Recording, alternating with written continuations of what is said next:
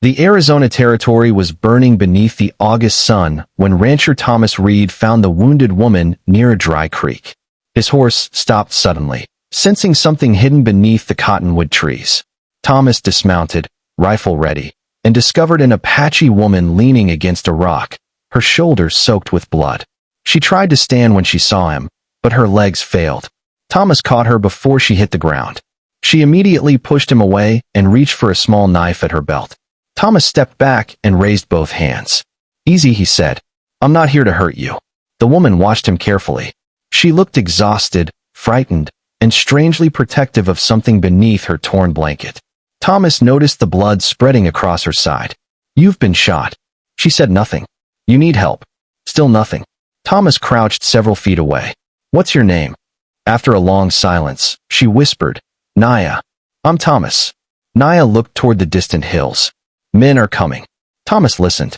In the distance, faint hoofbeats echoed across the valley. "How many?" "4." Thomas looked at her wound. "Can you ride?" She shook her head. "Then you're coming with me." Naya stared at him as if she couldn't understand why a stranger would risk himself for her. Thomas helped her onto his horse and climbed behind her. They rode toward his ranch while the hoofbeats grew louder behind them. When they reached the ranch, Thomas carried Naya inside. He placed her carefully on the bed and brought water. "Let me see it," he said. Naya immediately covered her side with both hands. "No." Thomas frowned. The bullet could still be inside. "No, doctor." "I didn't say doctor. I said let me see it." She hesitated. Finally, she slowly moved her hands. Thomas expected to find a gunshot wound. Instead, he saw something wrapped tightly beneath her blood-stained clothing. "What are you hiding?" Naya's eyes filled with fear. Something worse than a bullet. Thomas froze. He reached for the cloth, but stopped when she grabbed his wrist. "Please," she whispered. "If you see it, you may send me away." Thomas looked into her eyes. "I don't send injured people away." Naya slowly released his wrist. Thomas carefully moved the cloth aside. Hidden beneath it was a tiny baby.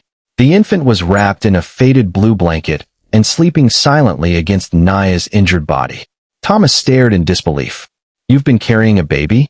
Naya nodded. "He is not mine." Thomas looked confused. "Then whose child is he?" "My sister's." Naya's voice broke. "My sister was killed 2 nights ago." Thomas said nothing. "She gave him to me before she died. The men hunting me want the baby too." "Why?" Naya looked toward the window. "Because they believe his father hid something valuable before he died." Thomas understood that this was more dangerous than he had imagined. The baby stirred. Naya immediately pulled him close. Thomas examined the infant. "Does he have a name?" "Eli." Thomas smiled faintly. "Eli needs you alive." Naya looked down. "I cannot stay." "You can't walk." "They will come here." Thomas looked toward the door. "Then let them come." That night, Thomas cleaned Naya's wound. The bullet had passed through her shoulder, leaving a painful but manageable injury. The real danger was infection and exhaustion. Naya barely slept. Every sound outside made her reach for the knife. Thomas remained awake near the fireplace. Near midnight, Naya finally asked, "Why are you helping me?" Thomas stared into the flames. "Because once, someone helped my family when we had nothing." "Who?" "A woman named Sarah. She didn't ask who we were before opening her door." Naya looked at him. "What happened to her?" "She died years ago." Thomas looked toward the sleeping baby. "I never forgot what she did." At sunrise, they heard riders. Naya's face turned pale. Thomas stepped outside. 4 armed men approached the ranch. Their leader called out, "We're looking for an Apache woman." Thomas leaned against the porch railing. "You're in the wrong place. We know she's here." Thomas didn't answer. The leader pointed toward the house. "Hand her over." Thomas shook his head. "No." The men dismounted. Naya stepped onto the porch despite her injury. The leader smiled when he saw her. "There you are." Naya held Eli tightly. The man's smile disappeared. "Give us the child." Thomas moved between them. "You're not taking either of them." The leader laughed. "You don't know what you're protecting." Thomas looked at Eli. "Maybe not." Then he looked at Naya. "But I know enough." The leader raised his rifle. Suddenly, a shot came from the hillside. One of the men's horses panicked. Thomas used the distraction to pull Naya inside. The gunman fired toward the house. Thomas had already prepared for trouble. He moved Naya and Eli through the back door and into an old storm cellar. "Stay here." Naya grabbed his hand. "Thomas, don't." I'll be back. He closed the door. Outside, the fight lasted only minutes. Thomas knew the land better than the strangers did. He led them toward a narrow canyon where the horses couldn't move easily. One by one, the men were forced to retreat.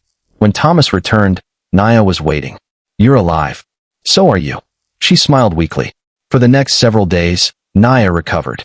Thomas discovered that Eli was not simply an innocent baby caught in someone else's conflict. His father had been an Apache leader who had negotiated peace between several communities. Before his death, he had hidden documents proving that a group of powerful land speculators had been illegally stealing tribal lands.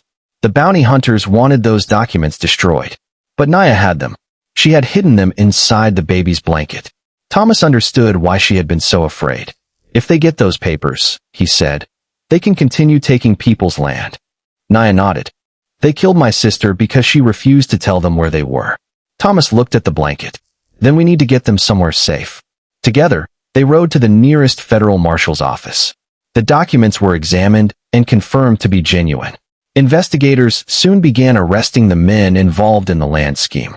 Naya's name was cleared, but she still didn't know where she belonged. Thomas offered her a place at the ranch. You can stay as long as you want. Naya looked at him.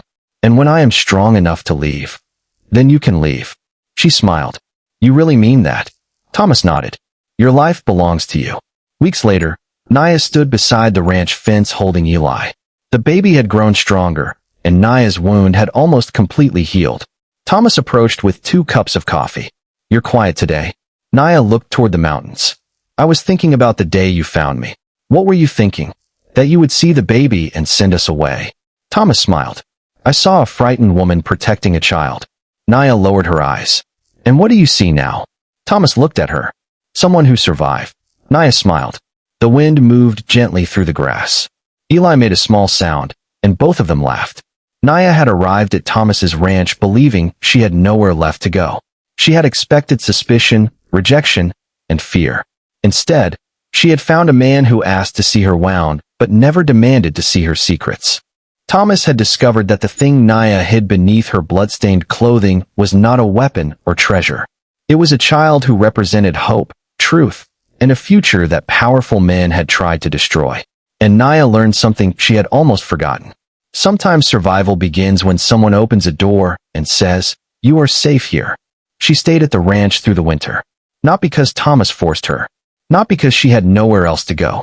She stayed because, for the first time since losing her family, she had found a place where nobody asked her to prove that she deserved to belong. And every evening, when the sun disappeared behind the Arizona mountains, Thomas watched Naya carry Eli toward the house. He never called himself her rescuer. She never called herself his guest. They were simply 2 people who had survived a dangerous world and chosen, together, to build something better from what remained.